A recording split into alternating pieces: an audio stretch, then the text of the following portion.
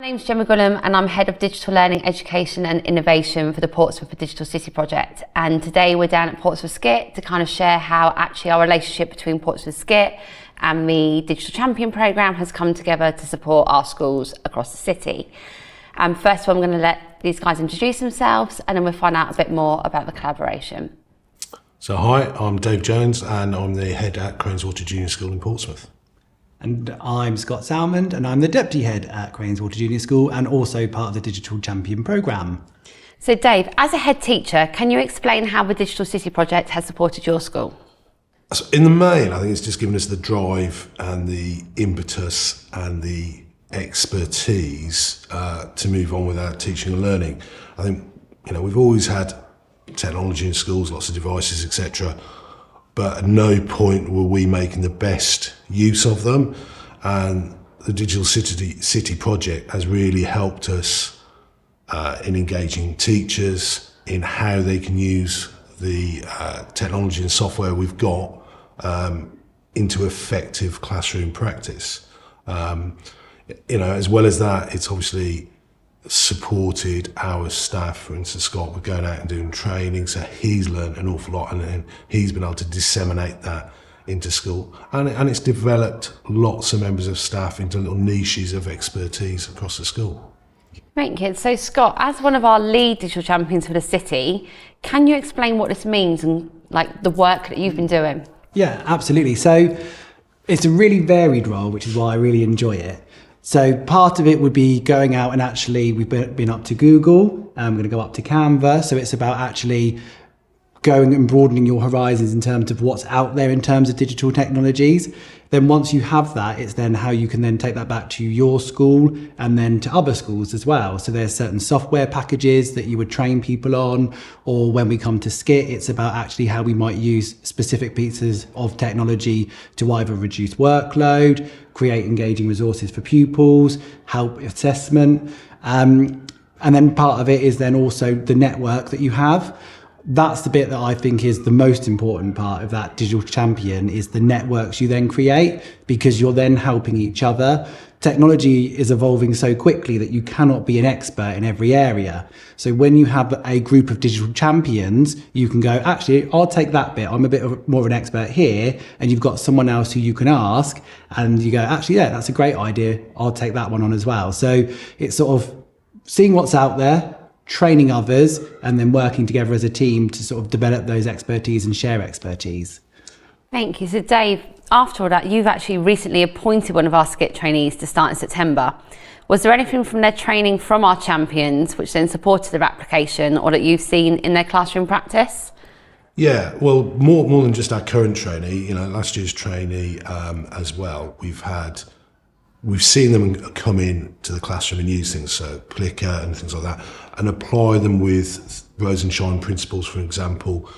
And they've helped us develop things we had aims of developing, to do with assessment and so forth.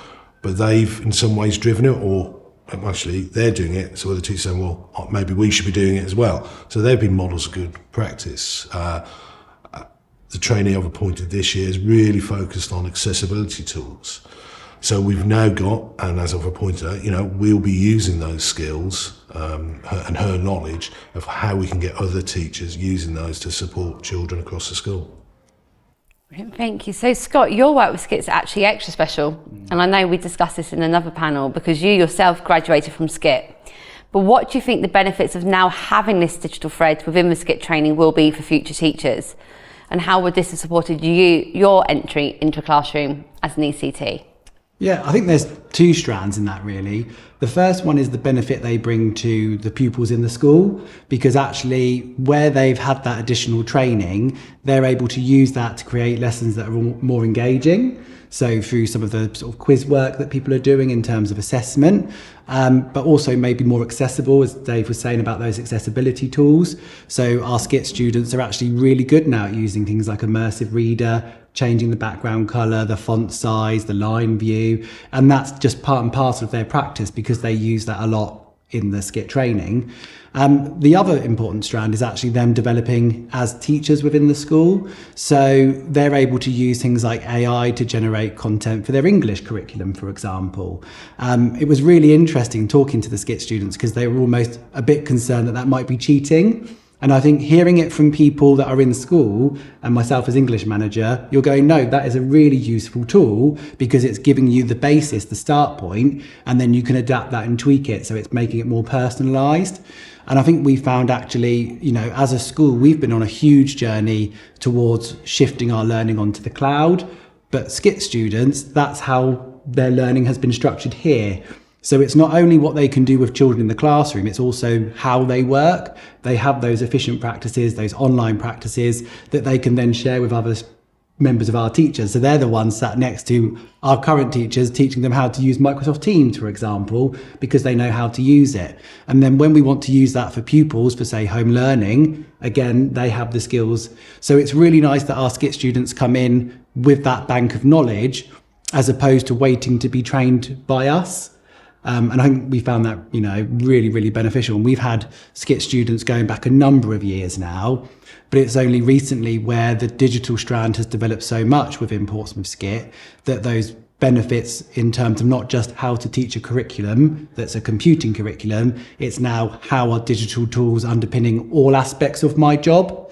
And that, I think, is the biggest difference in the last few years, now that digital is at the forefront of SCITT training. So it's almost like it's reducing your workload as well, because part of your induction programme, if it is a training from SCITT, that they're going to walk into your classroom with that toolkit.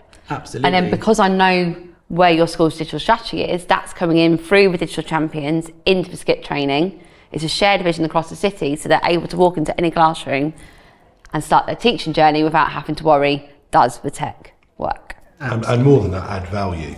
Yeah. Because they're already there, whereas many of our teachers aren't already there. So they're already adding value as they start, which is a huge bit of self-esteem for entering a new profession, which is also quite nerve-wracking.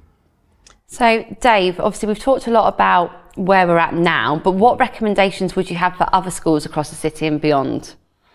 As far as a digital project goes, engage. I think that's the biggest thing, because there is so much out there that can be done. There are so many useful products, free software out there that can be used to enhance teaching and learning, reduce teaching workload.